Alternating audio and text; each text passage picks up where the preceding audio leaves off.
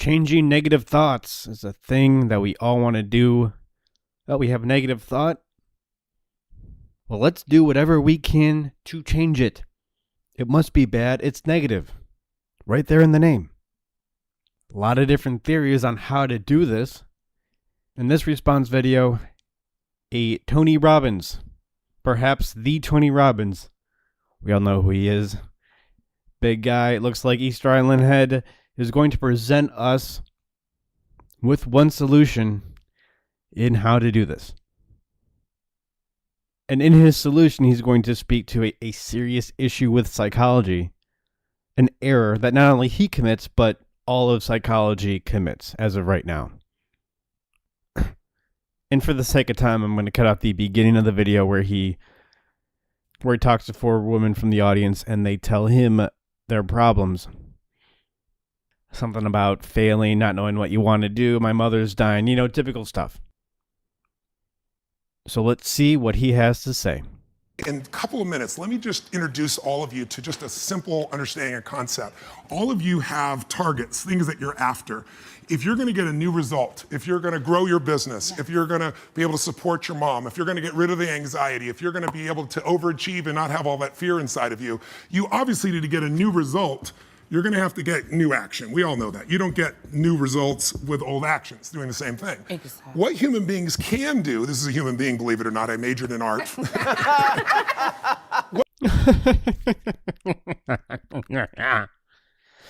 Sorry, that's my bitterness coming through. Continuing.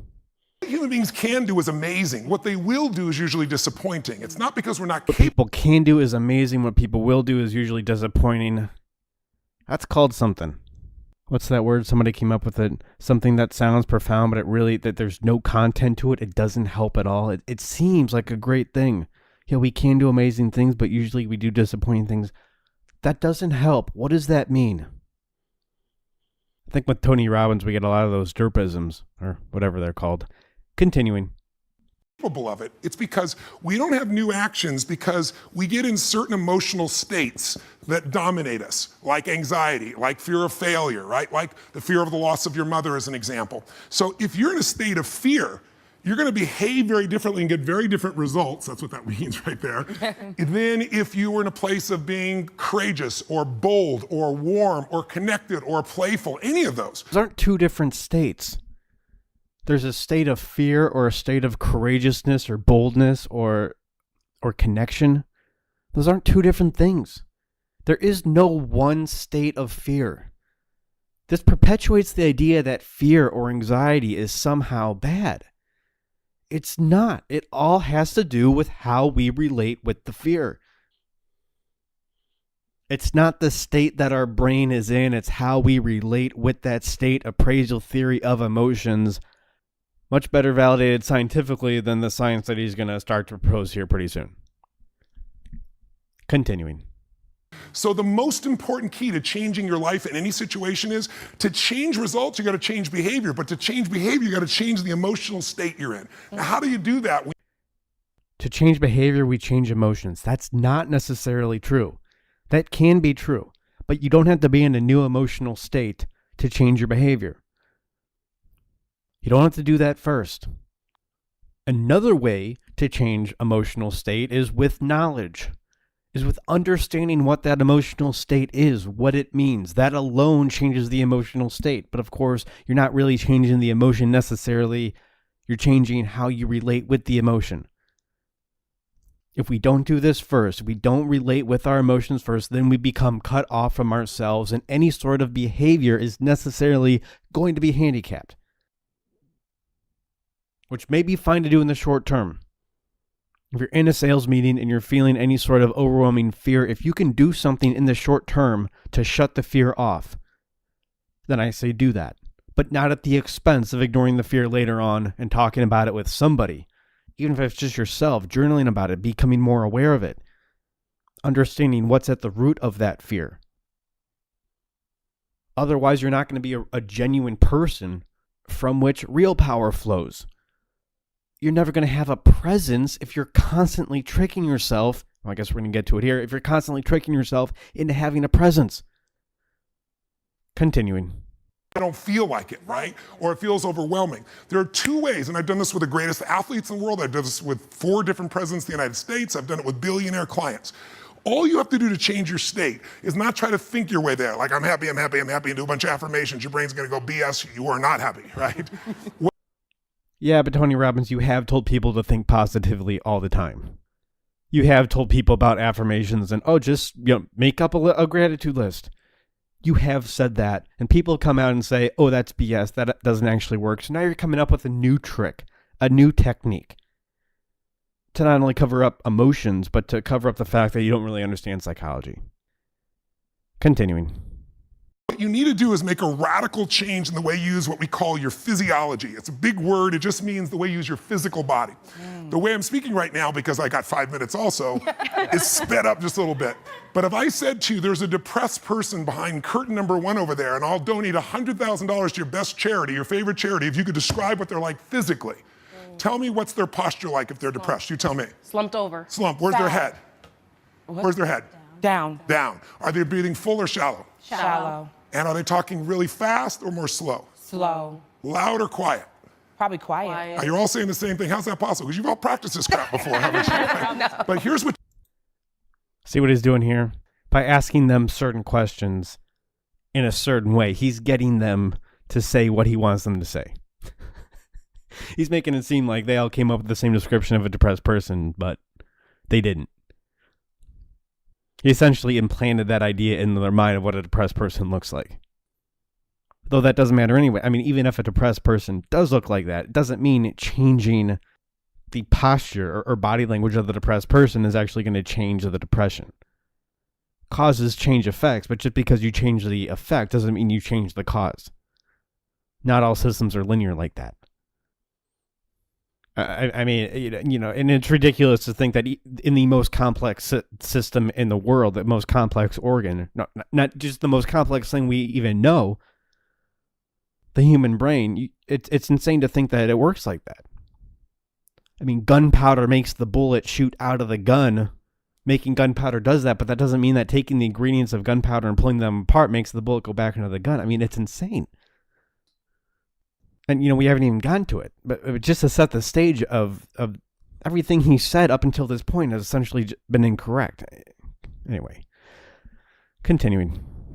You can find, if you take that same person and you change the tempo at which they move, you bring their shoulders back and change their breathing pattern, if they make a faster gesture, if they speak more rapidly, it fires off a different biochemistry in you.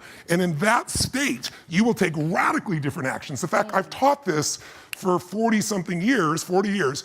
And about 3 years ago, Harvard finally did a study where they proved what I did worked, and they called it these power positions. And what they This is simply not true. Standing up straight, power poses. It can change your physiology. It has been shown to change your physiology a little bit in the short term.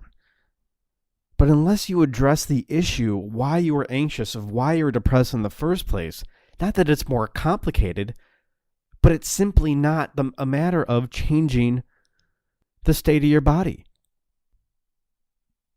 There can be a lot wrong. I mean, just on a neurological level, there can be a lot wrong with somebody's brain that makes them depressed or makes them anxious. And you think just making a power pose to change your cortisol levels a little bit is going to cause any sort of long-term solution. It's not. How about you get to the root of the issue, understand your anxiety, understand your anger, ask yourselves where they're coming from.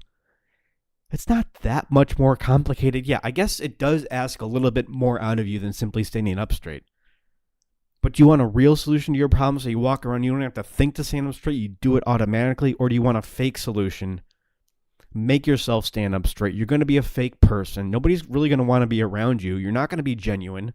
You're not going to be able to understand real negative emotions when they come up. It's going to make you a fragile human being. You won't have good relationships. You won't be an effective leader. Never going to make enough money. Never going to make money. You have to sit and stay focused and do continuous work to make money. You need to manage anxiety, not get rid of it, not act like it's bad and change your body around or change your affirmation around to do that. Actually manage your anxiety. Man, I guess Tony Robbins, I guess his seminars I could imagine how they could be helpful, because you go there and at least you're talking with somebody and you're writing down some sort of plan for your life. But until you get your psychological issues handled, it's never going to happen. And from my experience, a lot of people, just normal people who don't have any serious, prominent sort of problems, they all have serious issues in their life that they need to get handled first. I mean, I guess you don't really see it because I didn't show the beginning of the video, but 2, maybe 3 of these women that he's talking to are morbidly obese. What? Just doing a power pose is going to change all? This is indicative of a serious issue. If it wasn't for political correctness, we would treat obesity like this. Like 2, maybe 3 of these women have. I couldn't tell the one way on the left. She may be kind of huge. If it wasn't for political correctness, we would treat this morbid obesity the same way that we would treat any sort of opiate issue, any sort of alcohol issue. Just change the way that you stand. Continuing. Showed was if you stand, everyone can try this. Stand up just for a moment if you want. Everybody at home can try it as well. So do something really silly. Put both your hands on your hips like Wonder Woman or Superman or that stuff, right? If you stand like this and you breathe deep for just 2 minutes, what the science found was that you will absolutely increase your testosterone by 20%, man or woman. You'll drop your cortisol, which as you know is the stress hormone, by 22%, and you're 33% more likely to take action if you wouldn't have before because fear would have stopped you. No, the research didn't show this. The initial research did. Then they found out they couldn't replicate the research very well. Some of it was replicated, some of it's not. It has to do with something called the P curve of how accurate this stuff is. It doesn't really matter. The point is, even when it is replicated, it's only shown to work in the short term. And until we understand our anxiety, our anger, how emotions really work, even what emotions are, show me one other psychologist who sits you down and tells you what emotions are without first qualifying by saying, oh, well, nobody's really sure what emotions are. There's no real consensus of what emotions are. Well, until you get that figured out, all the power posing, all the affirmations, all this Tony Robbins seminars, writing out, a plan for your life, it doesn't matter. None of that's going to matter. If you have a ball and chain around your neck called your emotional issues, called conversations you're not having, called resentment towards your father that you don't want to talk about, you're too afraid to talk about, you don't have the wherewithal to talk about, ball and chain around your neck called anxiety around women, around stating what you want, around asking for what you want, around thinking it's okay to have what you want. And just because you have these issues doesn't mean that you're broken, doesn't mean we can't change this. But we gotta look at the issue for what it is first. Doesn't involve standing up, doesn't involve looking at yourself in the mirror and taking deep breaths with your hands on your hip. It involves sitting down, taking out a sheet of paper, writing down what's going on, putting it there in black and white, talking about it, making it useful. And it's videos like this, all the people that believe it, because nobody else, I'm not blaming people because nobody else is telling you otherwise. This is exactly why I need to exist.